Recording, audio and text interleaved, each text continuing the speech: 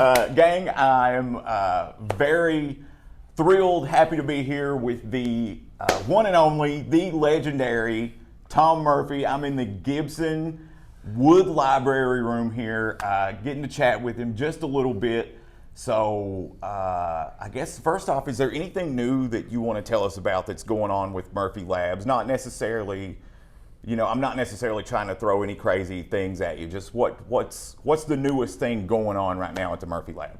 Well, frankly, literally this week, none other than Jimmy Page was here signing his acoustic guitars, which are done in the Murphy Lab, Montana. And we're really, really proud of that, the effect and the sound of the guitars. And that's some pretty tall cotton there, Jimmy Page. Right. And he loved the instruments, and we did his 1275 before. That was now, obviously, the next project will be his #1 Les Paul. I did it many years ago, but now with the Murphy Lab process, it'll be even better. Okay, you heard that. I don't know if you heard that here first, but you heard that. That's cool. Okay. I don't think I gave any secrets away. But I don't know how we can work with Jimmy Page and not do the #1 Les Paul. It was inevitable, I think, at some point, you know. So a question, we've been chatting for a little bit here now before we got on this, but a question I guess I didn't ask is so Murphy Lab, is that a Bozeman, like, is that in-house there? Oh, yeah. Okay. Yeah, That's for the acoustic guitars for anybody that might be watching it. It's probably in its second year. There's a brilliant engineer up there, Madison, and he had been down here 2 times in our lab. And then I went up there as they started going. I did 2 prototypes here, J45 and the J200. Just a standard Murphy Lab process. And boy, oh boy, did we find out that the finish, I'll call it, on the guitars, and it even enhances the sound. So really, the biggest sonic benefit from the Murphy Lab effect is on the acoustics. I mean, I feel it on the electrics too, but we can't prove that an electric guitar sounds better. Probably even more so, and there is a feel, and maybe it's not scientifically quantifiable, you know, but there is a feel difference. There is. The electric and the acoustic guitars, but I do believe there is a quantifiable difference in breathability on an acoustic guitar that actually does, you can even sort of mathematically, technologically we can prove measure, that it does in fact change. Yeah, because what I've always said is I'm not an acoustic authority or aficionado, but I know it's a box that vibrates. And so what will help it vibrate? A finish that's not restricting the movement, and they are really loud and balanced and beautiful sounding. And our first offering was 5 pieces of LOO and a J45 and Southern Jumbo and a J200, and each one has their own sound. They sound like they're supposed to sound, but different. And it's a lot of people play them. They go, I don't know which one I like best. You like them all because they're all themselves. It's really pretty cool.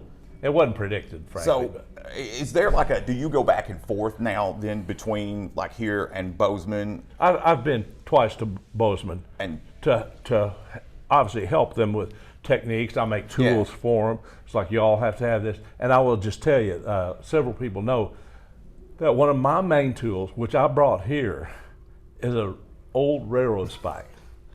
And that sounds crazy, but it has texture where it's been rusted and pitted, and now it's all really smooth and almost shiny again.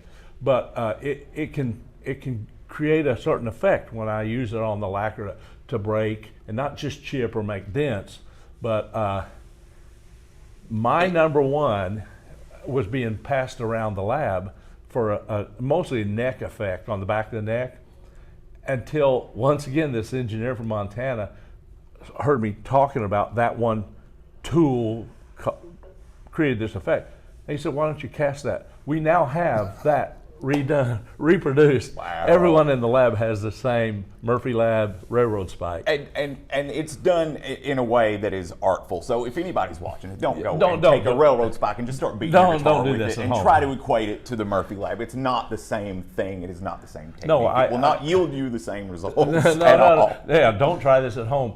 And one of my very, very best team members and he's knowledgeable about guitars, has guitars, he's a guitar technician, and we got him into the lab. And the first guitar, which I didn't supervise him on enough apparently, he brought it to me, and it had been hit 70 or 80 times with a railroad spike, haphazardly, and I just said, how would that happen to a guitar?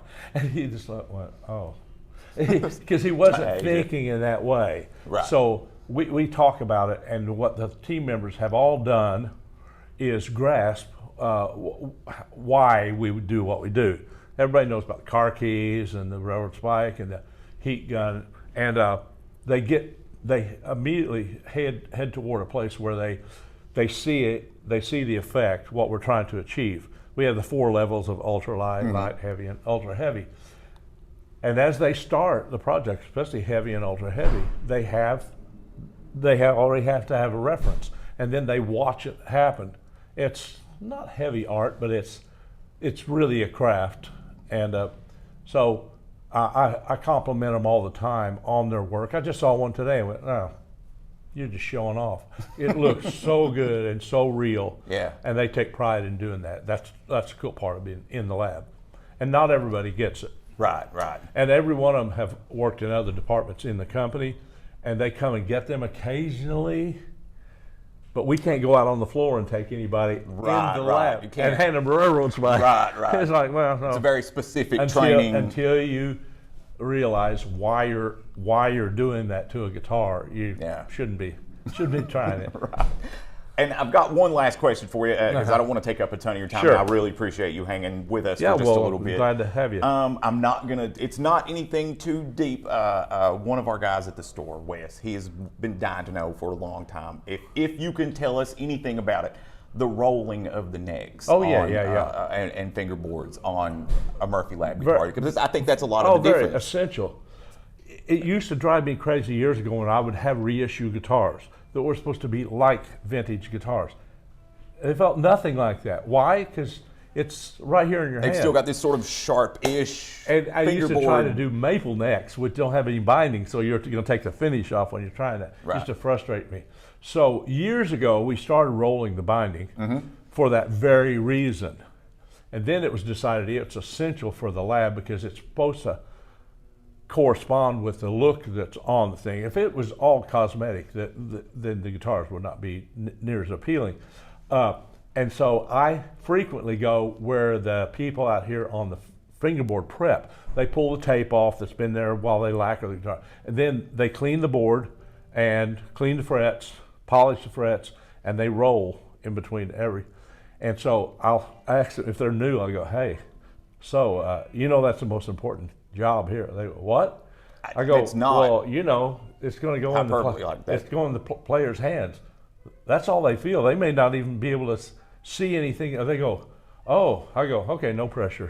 But it is really important that we try to convey that feel along with our cosmetic look. And can you roll? Are you able to roll more than, let's say, a VOS? Are you able to roll more of the edge because there's sort of no restriction, I guess, on we'll say breaking the lacquer? Yeah, because you are going to penetrate the lacquer. You're going to remove it, and especially so many guitars have antique toner under the lacquer that will go away as soon as you go through it, and that's fine.